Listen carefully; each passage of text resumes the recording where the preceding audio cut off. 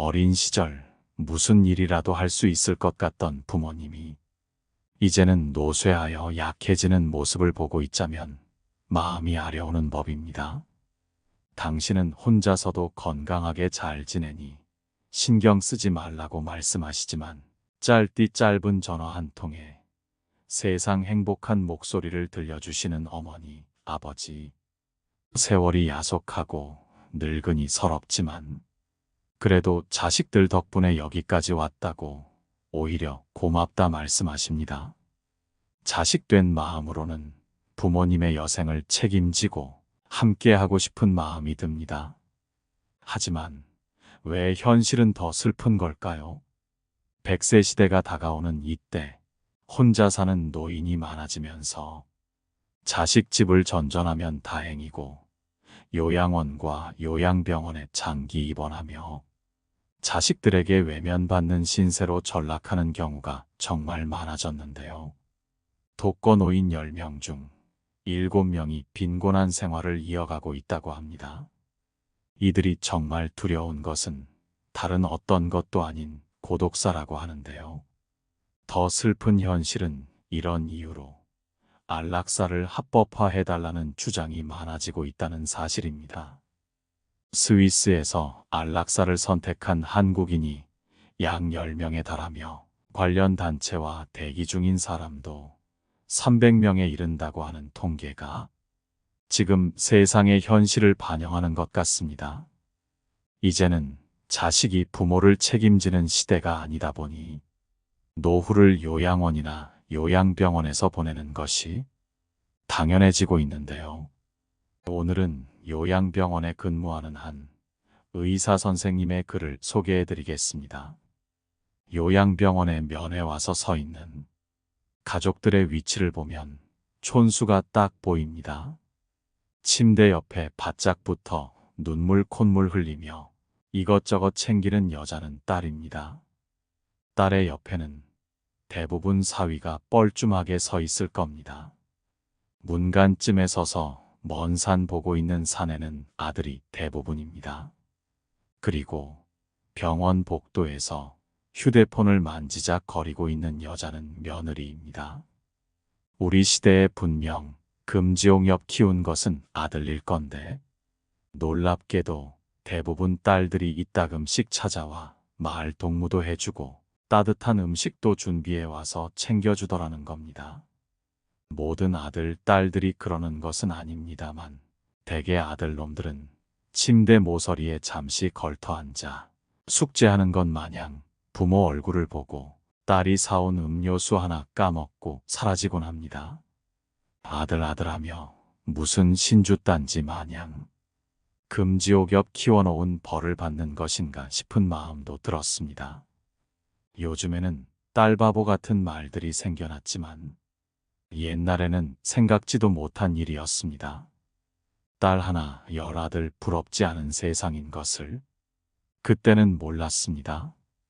오늘도 우리의 미래가 될 수많은 그들이 창살 없는 감옥에서 의미 없는 삶을 연명하며 희망 없는 하루하루를 보내고 있습니다.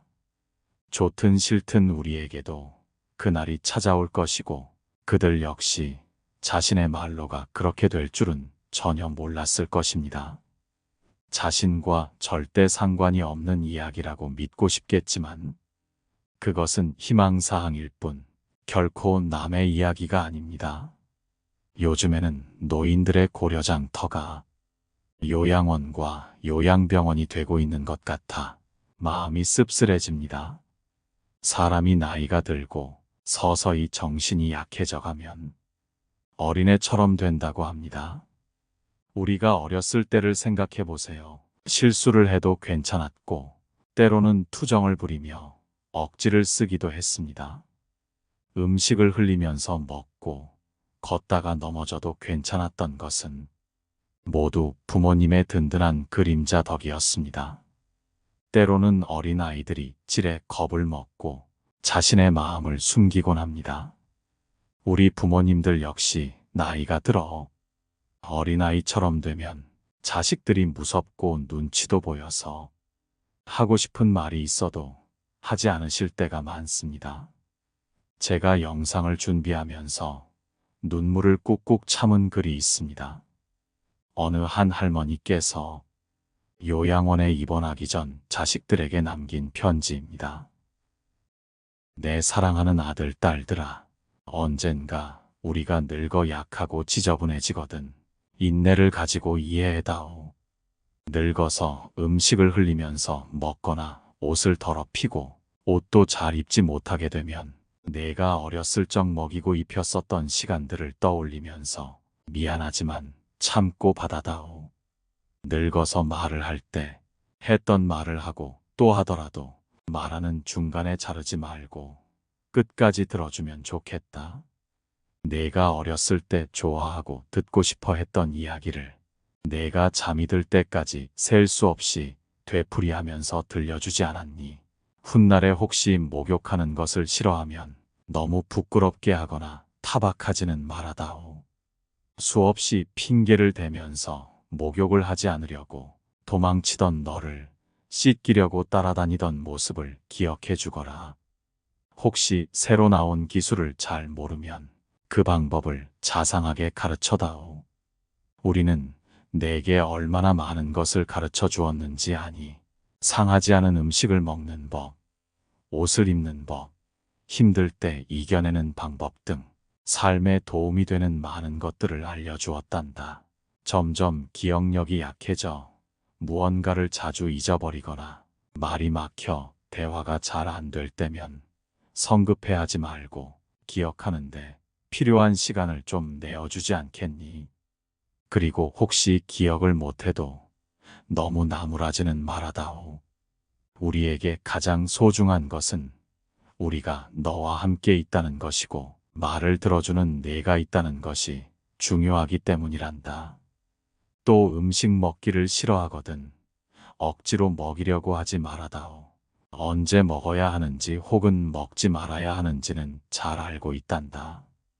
다리가 힘이 없고 쇠약하여 잘 걷지 못하게 되거든 걷는 것이 위험하지 않게 도와다오. 내가 뒤뚱거리며 처음 걸음마를 배울 때 우리가 한 것처럼 내 손을 빌려다오. 그리고 언젠가 우리가 더 이상 살고 싶지 않다고 말을 하면 우리에게 화내지 말아다오. 너도 언젠가 우리를 이해하게 될 거란다. 노인이 된 우리는 인생을 그냥 단순히 살아온 것이 아니라 사는 것은 투쟁이었고 사느냐 죽느냐 사선을 많이도 넘어왔단다. 비록 우리가 너를 키우면서 많은 실수를 했어도 우리는 부모로서 줄 수 있는 가장 좋은 것들과 부모로서 보여줄 수 있는 가장 좋은 삶을 너에게 보여주려고 뼈를 깎으며 이 한 몸 바쳐 최선을 다했단다. 내 사랑하는 아들, 딸들아, 너희가 어디에 있든지 무엇을 하든지 너를 사랑한다. 너의 모든 것을 사랑한단다. 담담하게 눌러 쓴 편지에서 자식을 사랑하는 마음이 느껴져 울컥했습니다. 요양원에 입원하신 어르신들은 마음에 항상 그리움을 가지고 산다고 합니다. 어느 할아버지는 그저 자녀들이나 손주들이 찾아와 얼굴 한 번 보는 것이 소원이라고 하십니다. 요즘은 대부분이 직접 모시기 힘들다는 이유로 요양원과 요양병원에 부모님을 모시는 것이 보편화된 세상입니다. 돈이 넘치도록 있는 것이 아닌 이상 많은 부를 자식에게 남겨줘도 부모를 책임지고자 하는 자녀들은 별로 없는 것이 현실인데요. 자식과 손주를 그리워하는 요양원 할아버지께서는 이런 글을 남기셨습니다. 정신 맑으면 무엇하리요? 자식 많은들 무엇하리요? 보고품만 더하더이다.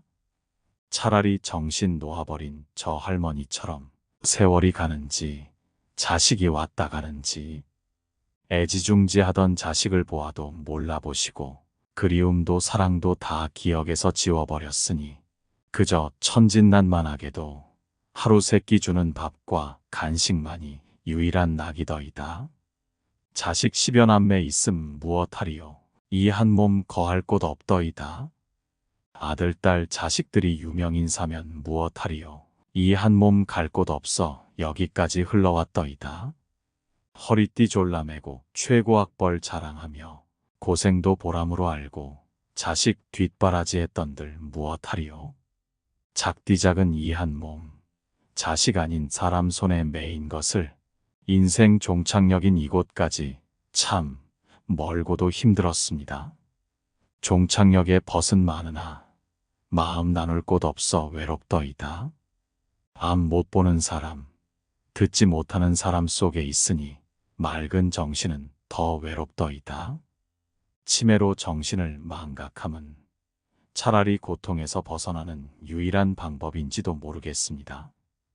몸 쇠하고 정신 맑으면 무엇하리요.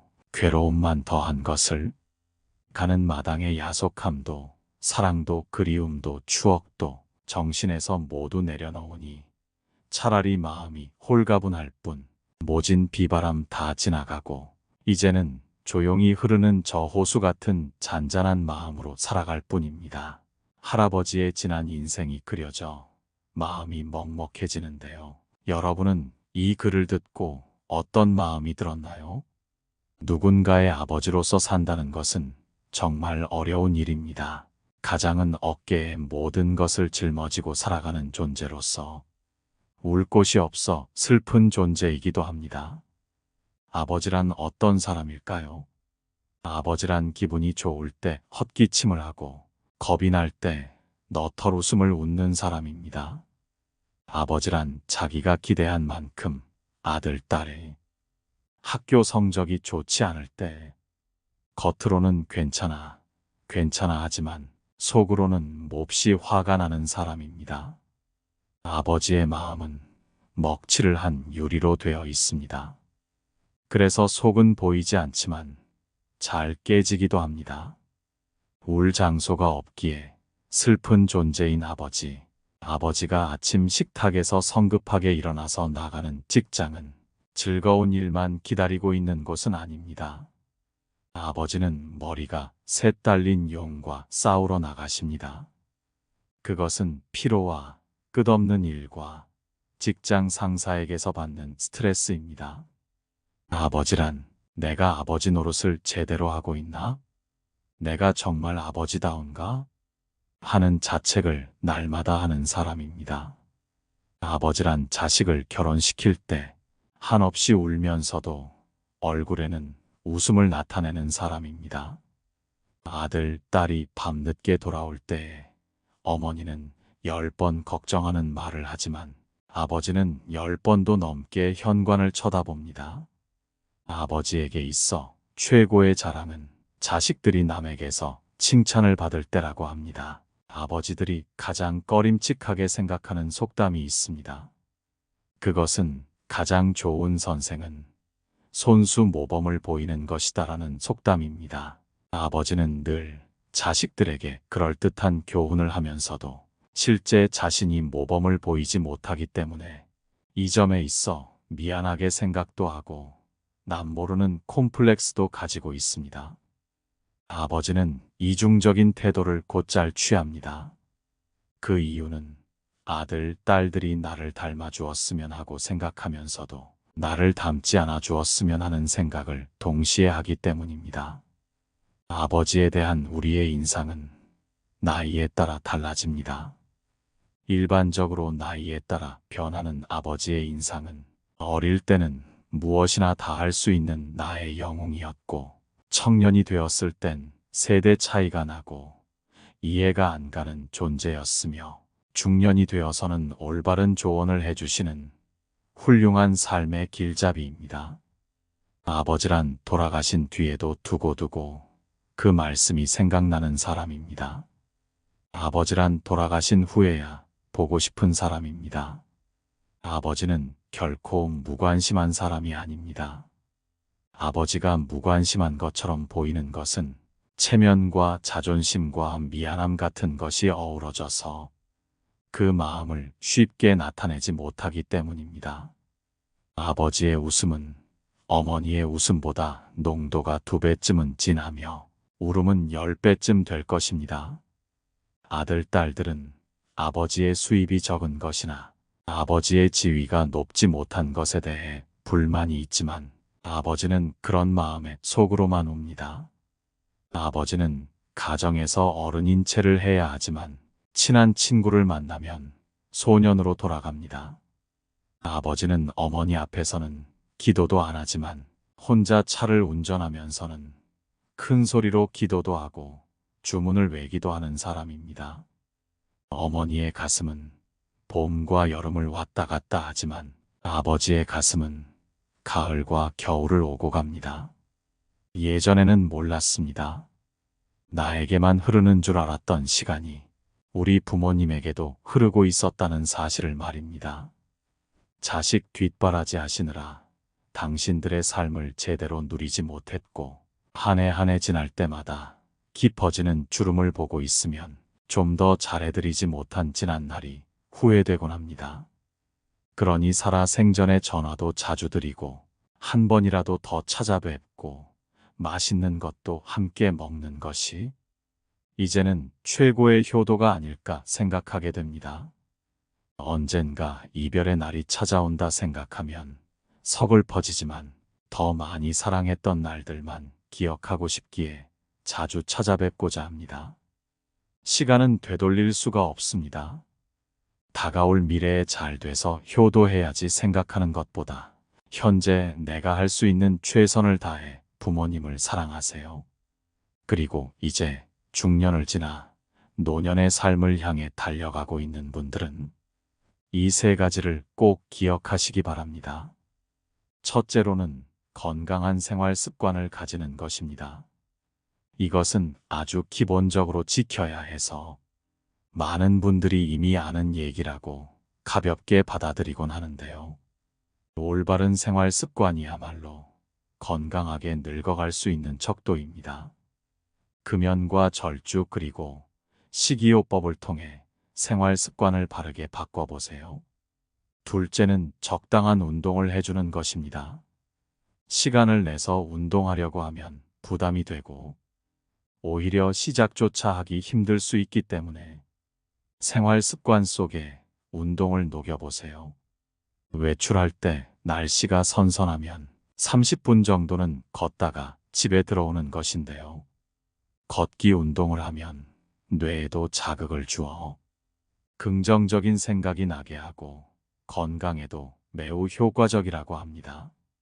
셋째, 너무 무리하지 마세요. 충분한 휴식과 수면이 보약이라고 합니다. 균형적으로 수면을 취하는 것이 좋고 하루에 45분 정도 걷기 운동을 한 뒤에 20분 낮잠을 자는 것이 건강하게 늙는 비결이라고 합니다. 주변에 나이가 들어도 외모가 멋스럽고 아름다운 사람을 관찰해보면 한 명도 빠짐없이 적당한 운동을 하는 것을 알 수 있습니다. 또한 스킨십과 사랑을 나누는 것만큼 건강한 것은 없습니다. 사랑을 하면 곱게 늙어갈 수 있다고 합니다. 노화는 세월이 흐를수록 자연스레 찾아옵니다.